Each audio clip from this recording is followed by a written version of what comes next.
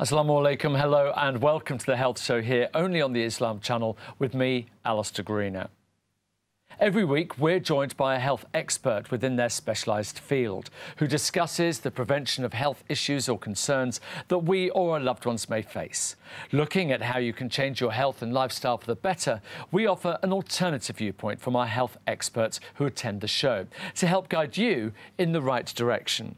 If you'd like any further information on our programme or any of the topics that we discuss, then please do get in touch at healthshow@islamchannel.tv. Today, we're going to be talking about sexual health and HIV. According to a recent report by Public Health England, an estimated 101,200 people are living with HIV in the UK. Of those, 13,500, that's 13%, are unaware of their infection and are at risk of passing the virus on to others. In 2015, over 88,000 people received HIV care in the UK, and that's up 73% in just 10 years. And now more and more people are coming forward because of prevention programmes. To talk about this topic, we're really pleased to welcome Aaron Chady from the charity Naz. Naz is a sexual health charity dedicated to helping people experience better sexual health, and we'll be discussing a range of sexual health services and programmes that are available specifically for men and women from the Black, Asian and minority ethnic communities, often referred to as BAME communities. Aaron, great to have you here. Thank you so much indeed for joining us. It's a pleasure to be here. Thank you. It's a really interesting subject, especially when we're talking about the BAME communities. There's so many issues surrounding that, so I'm really looking forward to talking more. Absolutely. But before we do that, we're going to take a look at a clip where the singer Elton John and Prince Harry launched a $1.2 billion initiative to fight AIDS transmission during an international AIDS conference in Amsterdam. The campaign is targeting young men, and while new initiatives to halt the spread of HIV were announced, Elton John remembered loved ones among the 35 million people who lost their lives to the epidemic, and he called for the need to keep up the fight. Because I lost so many friends to AIDS in the 1980s, when it was the most horrific death possible, and there was no cure and no compassion, and nobody seemed to care.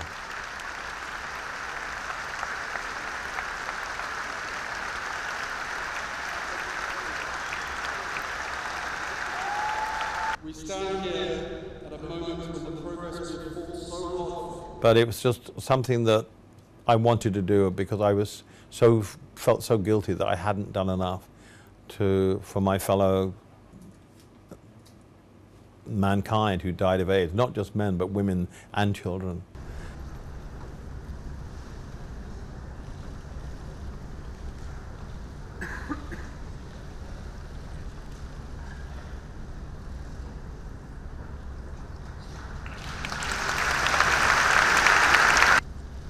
But the battle has to be fought. It's no good running away from it. The battle has to be fought, and people need to know that we're on their side, and that in years to come, or in the near, not too distant future, hopefully their life will become better because of what we're doing.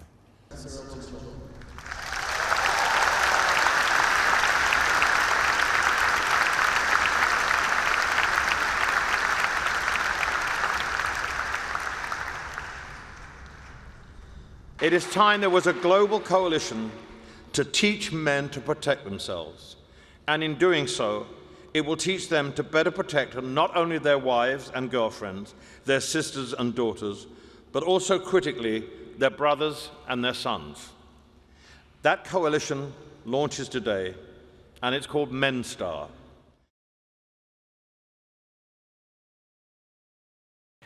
So, Aaron, great again to have you here from the Naz charity. And we saw there really high-profile people raising the issue of HIV awareness. Is it really still a big issue to try and get that message across? Are people really still unaware? Absolutely. I think, awareness really varies depending on who you're talking to as well.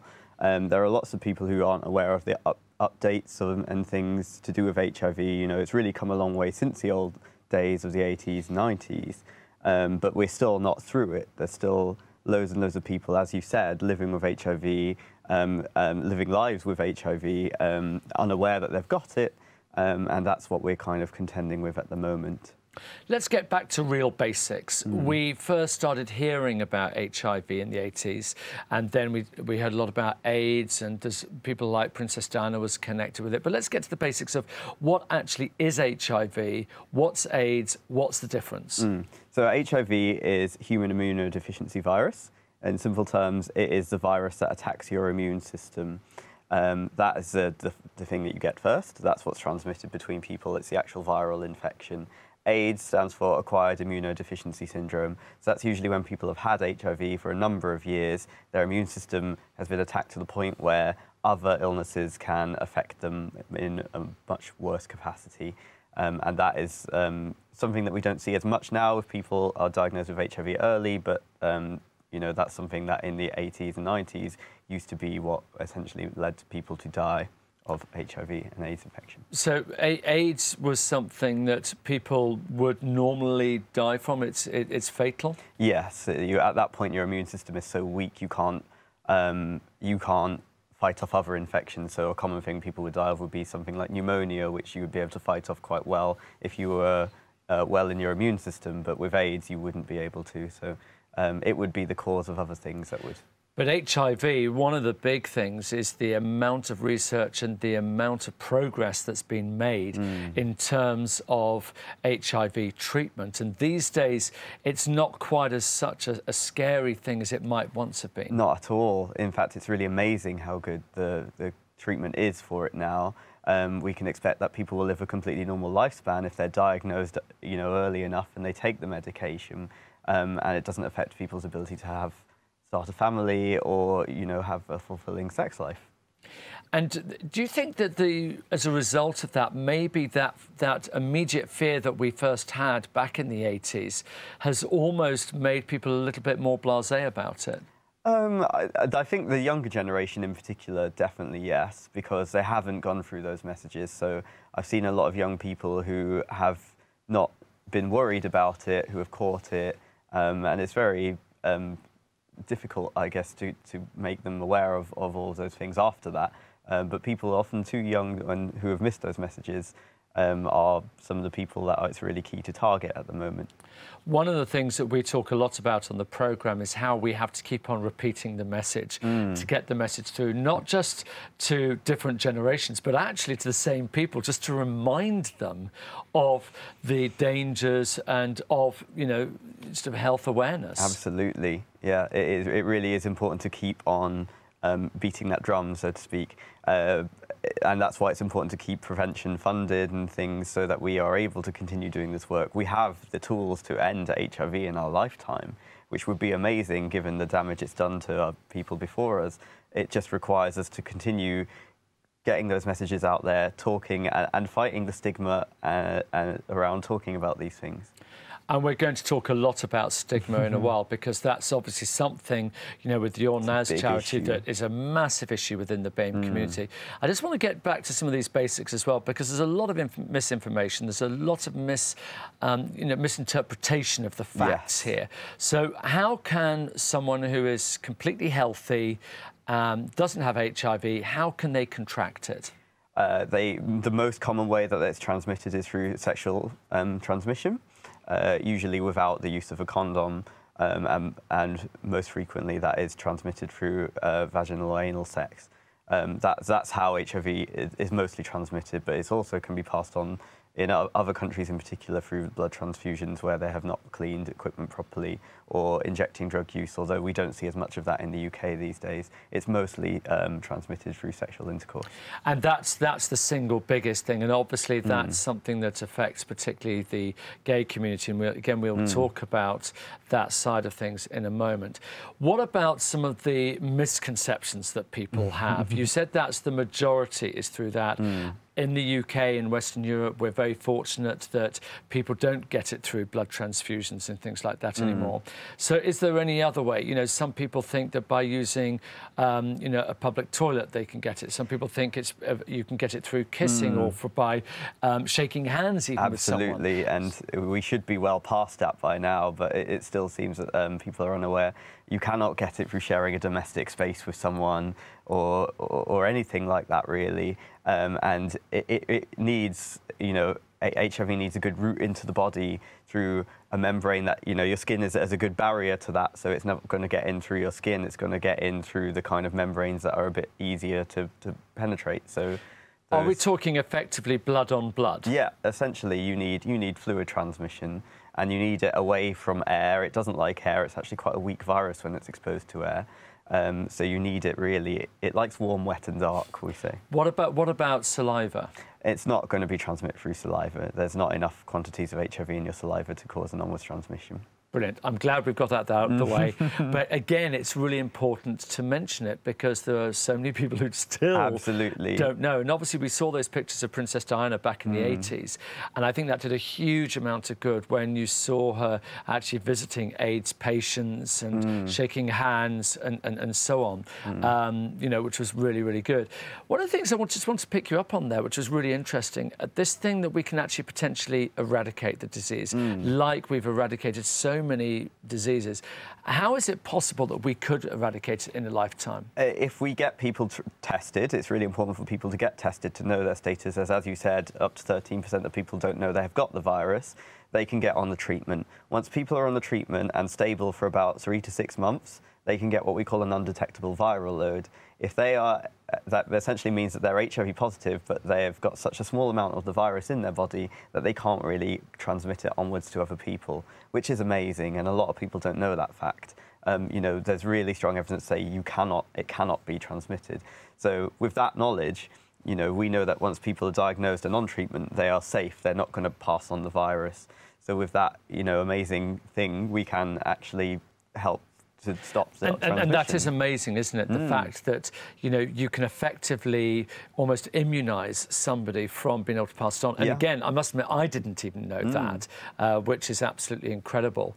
And the big thing, therefore, is making sure that people are aware that they have it. And I know within the Black, Asian and minority ethnic community, the level of awareness seems to be almost lower, maybe connected to the stigma, but the amount of people, I think on your website, you were saying something like 58,000 people are carrying it without knowing. I mean, that's just staggering. It's, again, because so many people have it and so many people are afraid of the possibility that they might have it. And we know as well from BAME communities, there's really big stigma in quite a lot of communities around what it means to have HIV and what it means to be known to have HIV. And so people shy away from the prevention messages because they're worried that that might associate them with HIV. People shy away from anything that might associate them with the virus because the stigma is that strong. So it's difficult for us to get the messages, such as undetectable viral loads, out to people when they are actively avoiding trying to kind of engage with it. So that's the challenge that we're facing, really. It's what makes it really difficult to And kind I should of correct that, actually, it was 58% is the statistic, which is really, really, really shocking. What is preventing so many people from the BAME community from going to have tests? And let's be honest, it's not, you know, we're aware of the stigma for the gay community within the Muslim faith, but also there's other methods where people might, you know, pick it up through maybe prostitution or something, which again has its own stigma. Yeah, of course, and it's those stigmas and taboos that stop people from going and getting tested. That people don't want to face necessarily the reality of what they've done. Like, you know, if they're regretting something, the guilt comes into the room once they do an HIV test, and that's a lot for someone to contend with. So the fact that we're not open in many ways to talk about this as a nation, it's not something we're very good at talking about.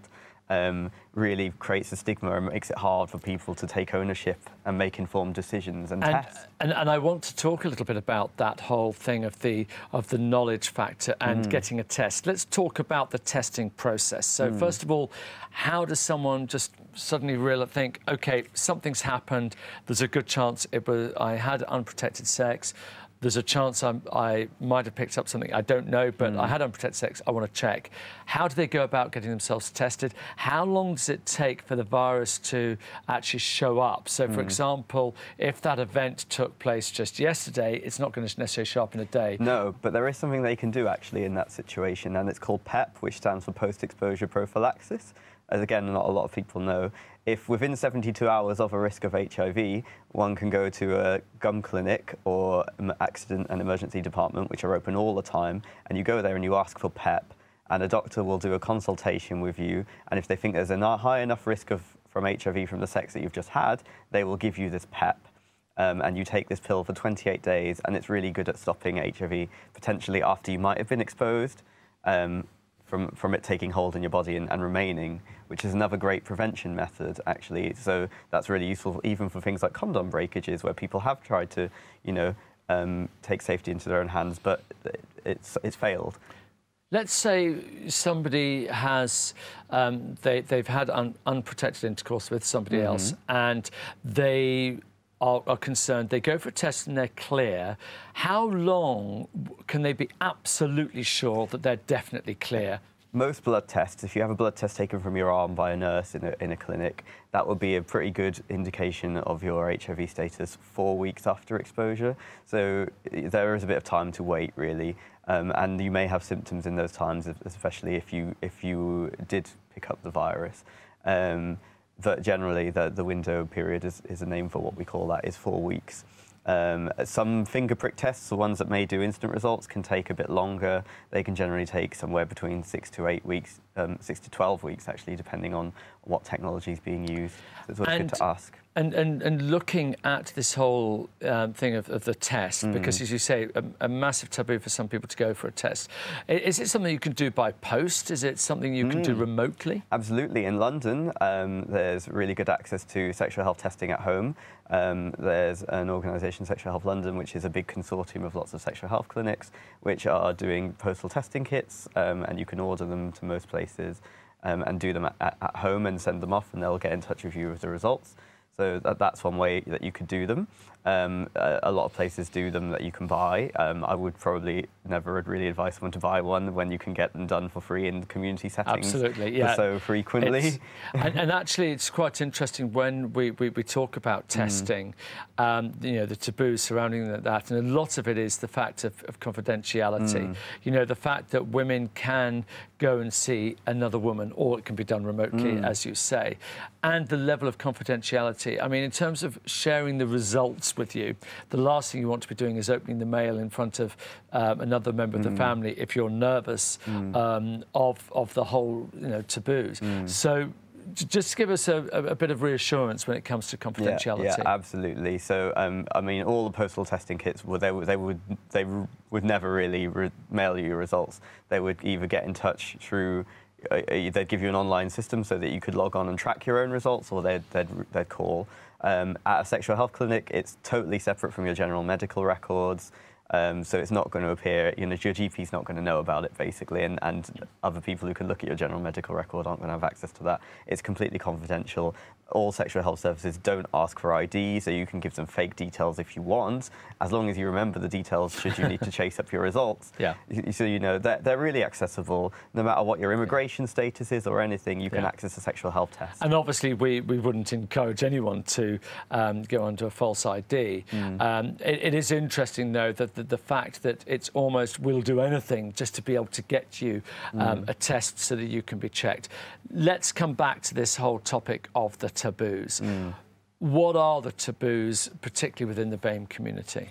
A big thing is, I think, the fact that a lot of people don't talk about sex in the same way in the communities. Not that we even, like I said, talk about it as a nation on the whole very much, but I think actually the kind of especially the fact that for a lot of people who've grown up in countries where HIV has been really rife, that stigma's already there.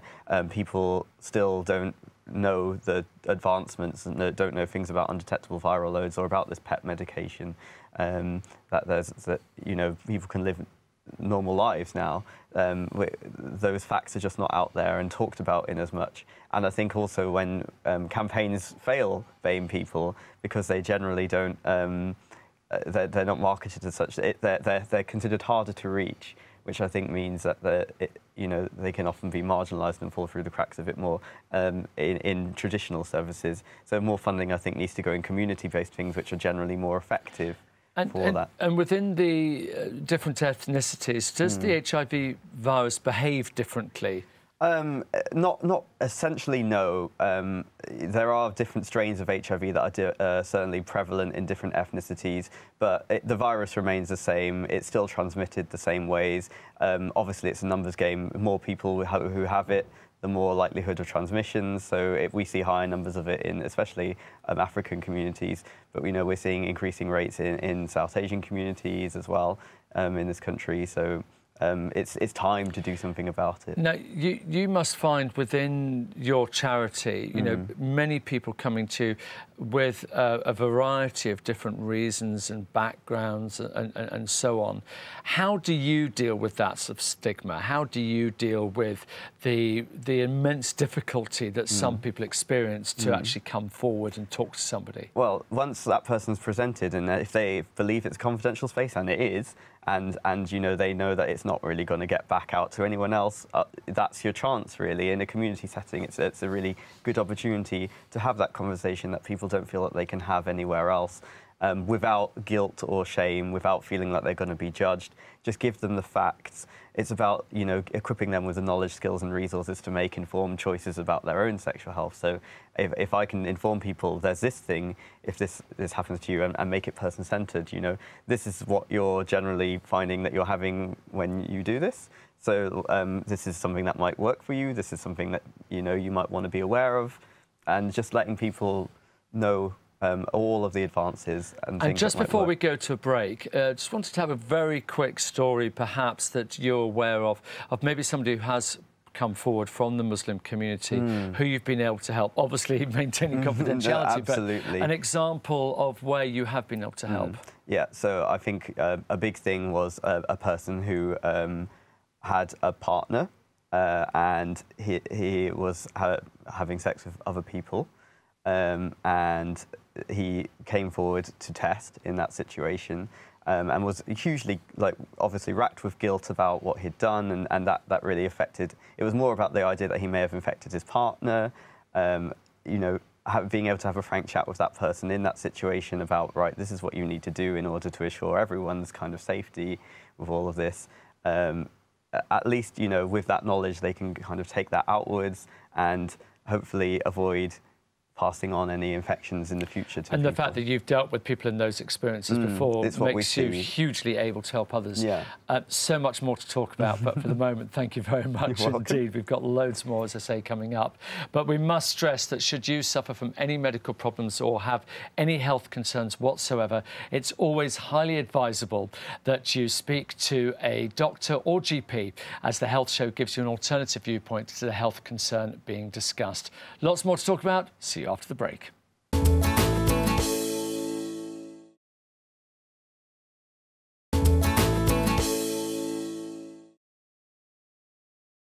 Hello and welcome back to the Health Show, where our topic today is sexual health and HIV.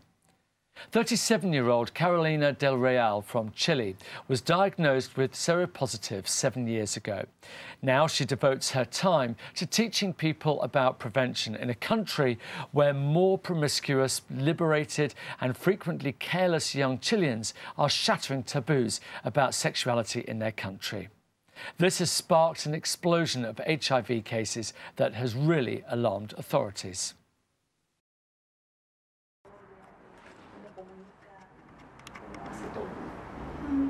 Sí, puede ser. Quizás fuera así. Sí, pero para que cachen todos afuera de mi casa.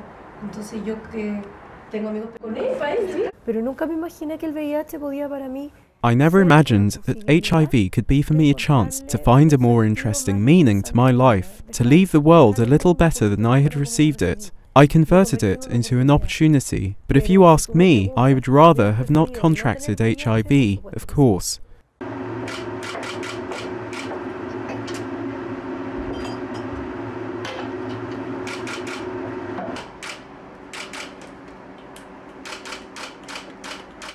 Y llego a urgencias de una clínica después de ver. I came to the emergency room at a clinic after having spent a year going to different doctors, and for the first time they did the test and it was positive for HIV/AIDS with tremendous pneumonia, and the prognosis was death.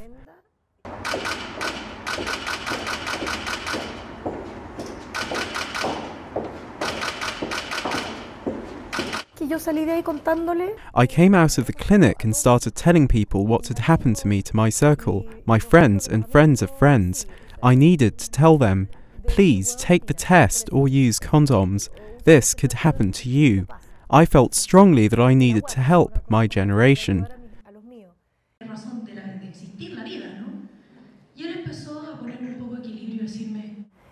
Everything has changed. Sex has changed. Boys are starting early, experimenting more.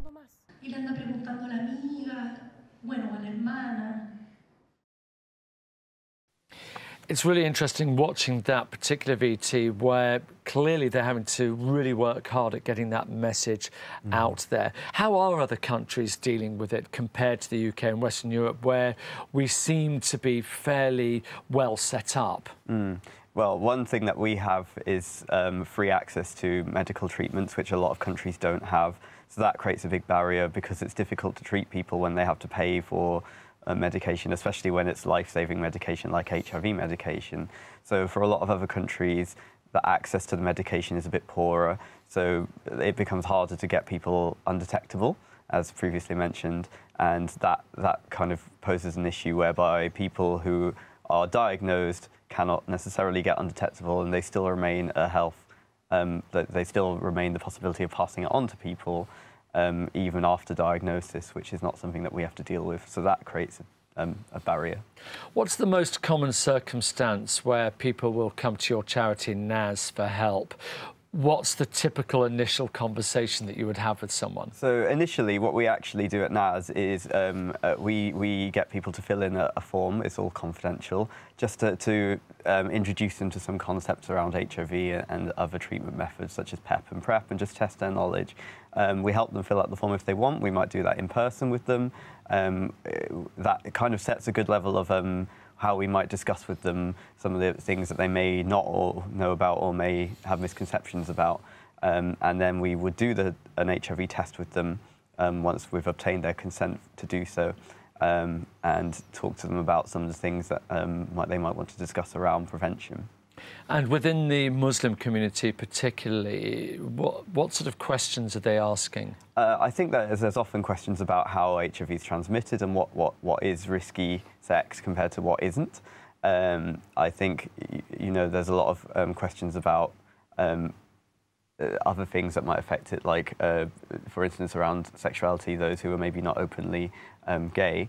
That there may be issues around general kind of sexual things that they might want to ask, that they've not really had any chances to ask elsewhere. Often, where can I get support for things?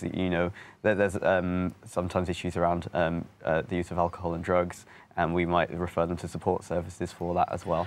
I mean, that is a massive issue within that community, isn't it? Because they're taboos in the first place, and then if you get disease as a result of that taboo itself, it becomes more difficult. And then you have this whole thing where people don't present who do need to. Absolutely. And we hear about these tragic cases when it's passed through onto children. Yeah, absolutely. So if people don't, well, if a mother is infected and she's unaware, it can be passed down to children.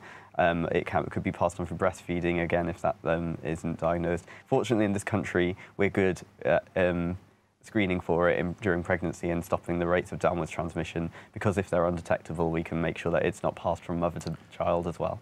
Because there's a lot of things where, like, for example, I give blood, and it's interesting that a lot of scenarios where your blood is taken and they will automatically do all these checks.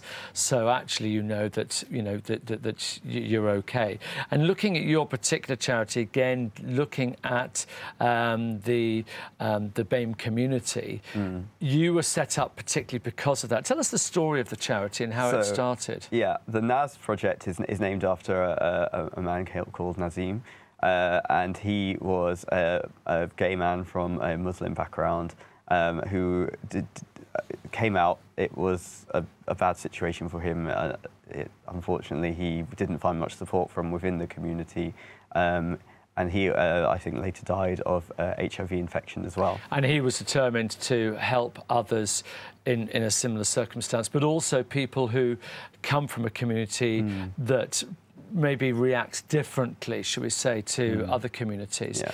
And you've got a campaign running at the moment, haven't you? Yeah, we have got a campaign. So our new campaign is called Show They Love, which is a campaign which actually centres men of South Asian origin who are gay and bisexual at the front of a sexual health campaign using kind of Bollywood imagery.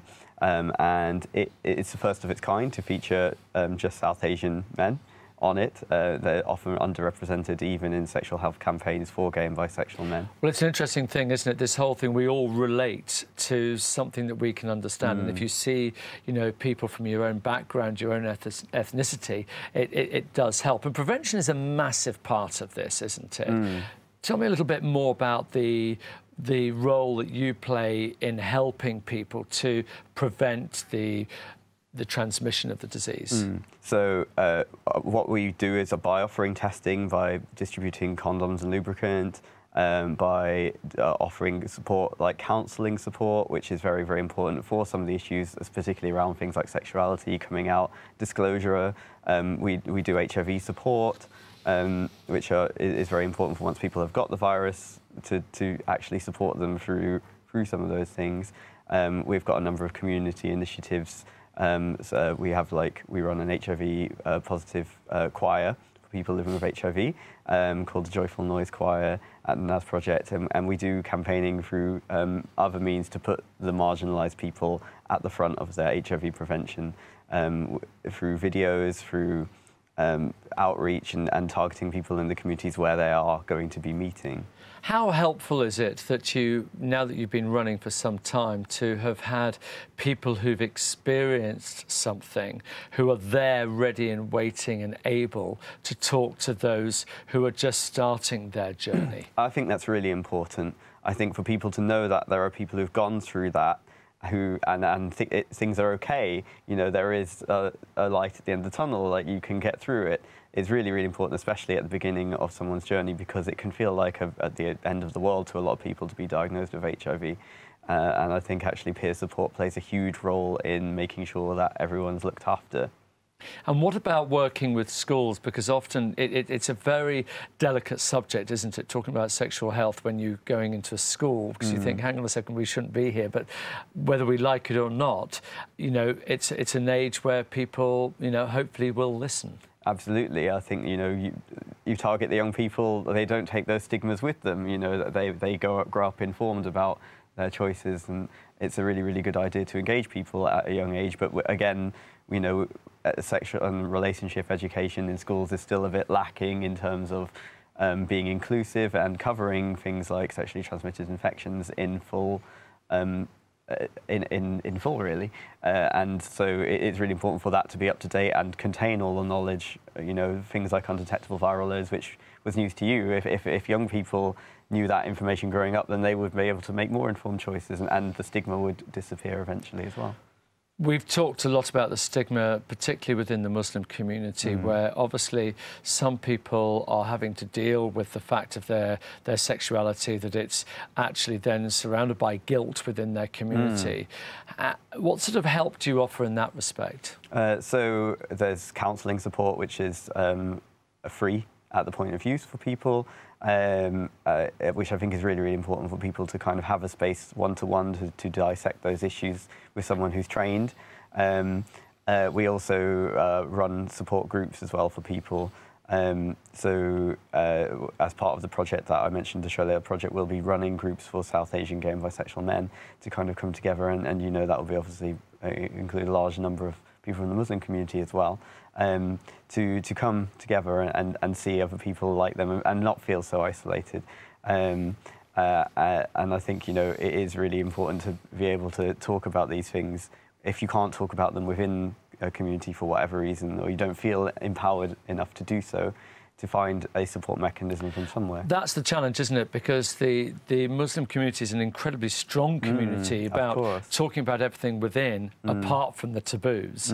And sometimes on this show we have to talk to our listeners in a way to encourage them to go sometimes beyond their community, to seek professional help. Absolutely. It is it's difficult to talk about a lot of things, but it doesn't mean that we shouldn't do it. And especially around sexual health and HIV, if you've got any questions, I'd really encourage you to talk to a community service, for instance, in confidence. You know, no one's going to judge you or laugh at you. They will listen to you and they will give you support and information so that you can finally understand these things better. It's always better to ask. The other big issue for many people is history. You know, the previous partners may be somebody they're with at the moment and things like that. And this whole disclosure of letting someone know, that must be a real challenge for people. Yeah, absolutely. I mean, it is very important to do that. But, you know, if, say, for instance, someone's diagnosed and they haven't told their partner or anything, or they, you know, that obviously creates other issues as well. So yeah, the need to support someone through the process of disclosure is a big reason why support services exist, actually, because that can really affect their well-being going forwards, and having a constant reminder of the trauma of their diagnosis as well is another thing that can kind of that they'll really carry forwards with them. So yeah, that support is really desperately needed around disclosure. And, you know, on your website, you talk about Naz Muslim being a specific area of help. Tell us a little bit more about what's different about that side of the help that you offer. And maybe, again, another success story. We always love hearing true stories of people whose lives may have been transformed, people who've been suffering alone, have been going through real difficulties trying to deal with the situation, and how sometimes coming to someone like yourself really helps them. Absolutely. Well, unfortunately, that's not a project that I work on. It is one that we do at Naz, and it's very, very important, and it's often supporting people living with HIV who are also Muslim as well, regardless of sexuality, gender, background, really. And it is important for people to have that space because, again, the idea of coming out as HIV positive for a lot of Muslim people is just not something that they would ever entertain. And that's the same for the population by and large. But again, those specific issues around, you know, culturally, would that be accepted? What would family members and things say? What kind of judgments would there be about people? That is something that people are kind of very conscious of. So to have the ability to go in and speak with people and see other people in that service, in a confidential space, I think is really important. And unfortunately, I don't really have a personal story to share about it. But I know that from speaking to a few people that it's something that they value. And, you know, you have different places where you operate. Tell us a little bit more about the sort of places where people can come and talk and how that sort of works. So, I mean, we're based in our office in Hammersmith, but we are, you know, the workers from Naz are always out and about in different places. We maintain some online presence. We can be found going to places like shopping malls and just making people aware of our services. I think the trick is to be out there, but not so out there that people would know everything, and that you maintain the possibility of like people being worried about their confidentiality. I think a lot of people in Muslim communities find that gum clinics are very, very overt places to access support, and so kind of they come to community services more readily because they're generally down. They're in public places, but they're in like a back alley, so in a way that people can't necessarily always see you going into them. I think that's a big thing, especially when it may potentially be associated with your sexuality as well. So we're there, kind of hidden in plain sight. Are you seeing a great deal of improvement within the communities in terms of maybe a little bit more openness, maybe a little bit more acceptance that these things actually do exist and we can't just put it all under the carpet? Yeah, I think sometimes people go in there expecting to run into a taboo and then they find actually things are all right. You know, we've seen situations where like a man who's been married has come out as gay to his wife, and she was actually like, okay, you know, I'm glad that I know this now, but I will help you. And that, I think, is not a response he may have expected at all. But, you know, I think people, the humanity, especially people from Muslim communities, you know, there's such a sense of kind of community spirit and human empowerment that actually you can be surprised by individuals, once they're forced to kind of deal with an issue, how well people will. So, yeah, it is something that I find continually amazing and inspiring, the way that people can, once faced with something, take that and run with it and do something about it. I want to talk a little bit more now about prevention, because at the end of the day, you know, much as we want people to use your service, if people do take the correct prevention approaches, then, you know, there isn't as much Absolutely, need. yeah. So give us a few real basics about what people should do to prevent putting themselves in danger. Well, the obvious one, I think, for a lot of people is the use of condoms and lube. They remain probably the most effective way of preventing most STIs. Obviously, if that was the only thing that would have worked, then we would have eradicated all STIs by now. Get reading about things like post-exposure and pre-exposure prophylaxis, PEP and PrEP, as ways of preventing HIV, as they're medical forms that people can take, and they don't necessarily rely on condoms. Be aware of what sort of sex is more risky for HIV and what isn't, and know where you can go to test. And if you are having, you know, multiple partners, test regularly. They're really simple messages, but I think a lot of people just need to hear them and know that actually it's not a scary thing to test. And it's interesting, generally, we find that society is more open about all sorts of things. When you look at the difference about the way people approach cancer now compared to 20 years ago. Of course. You know, are you seeing that same level of openness develop, maybe not to the same degree, but still working with HIV and things, or is it still a bit hidden under the carpet? Again, it depends. I think generally people are talking about it much more than they used to because of the advancements, because of the stigma. People are being aware that if everyone knows the facts, there's no need for the stigma, because actually we can get people on treatment and we can, you know, stop the onwards transmission. But yeah, it remains a challenge to kind of get to that point. And you really have to judge it on an individual basis. When someone presents, you have to kind of find out what they know, which is why we work in the way that we do, and work to tailor the information around what they do know and what the kind of community around them says and what the stigmas are like for them. How do you interact with the NHS services? Because they have a huge support system for this, and, you know, every kind of illness and disease you can mention. So how do you work with them? We work well with HIV support services. We'd absolutely refer into, if someone tests positive or reactive, as we say, we absolutely need to make sure that they try and get that confirmed with an NHS service, obviously without, you know, potentially causing issues with their confidentiality. We'd totally encourage them to do it, but we can't force them. So it's really, really vital that we work closely with NHS services, because that's predominantly where they will get all of their care if they become HIV positive. And also in community settings, we can't do a full gamut of sexual health tests. So it's important that we are able to refer into people where they can get full screens whenever they need to as well. And finally, give us just a bit of a summary, if you like, of what you suggest people who maybe feel they might be in danger, or more importantly, we often have people who are watching the show who think somebody within their family, their community, their friendship group might be affected. What's your message to them? I'd say try not to judge, remain open-minded.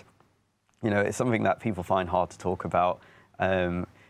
Know where to get tested. If you can't talk within your community, or you don't feel like you're able to have that conversation, maybe encourage people to go get that done elsewhere. If we're all, you know, open and honest about things, it becomes much easier to access support, especially around an issue like HIV, where, you know, it's everyone's duty to kind of know the basics about it, really, in order for us to stop it from being transmitted. And again, for somebody from the BAME community, again, give us an indication of why people should come to you and talk to you and, you know, be open with you.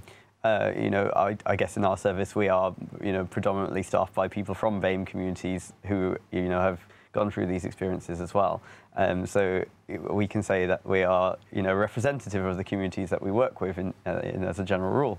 So, you know, I think that's a good advantage. We also know that sometimes people prefer other means. That's fine, as long as there's a variety of different services that people can access. Just speak to somebody. Yeah, just talk is the main thing. Thank you very much indeed. It's been great talking to you. I really appreciate all that helpful advice that you've given us. It's been great. You're welcome. Unfortunately, that is all we have time for, but I'd like to thank our guest today, Aaron Chady, Chady from the Naz Charity. And once again, we must stress that should you suffer from any medical problems or health concerns, it's always highly recommended that you contact your doctor or GP, as the Health Show gives you an alternative viewpoint to the health concern being discussed. If you would like to find out any more information about this or any of the subjects we ever talk about here on the show, please do get in touch. Email us at healthshow@islamchannel.tv. But for now, it's goodbye from me and see you again next week. Assalamu alaikum.